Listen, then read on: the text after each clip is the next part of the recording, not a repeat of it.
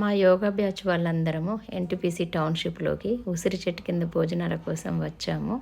ఉసిరికాయ మీద దీపం వెలిగించి ఉసిరి చెట్టు చుట్టూ ప్రదక్షిణలు చేసి హారతులు ఇచ్చాము.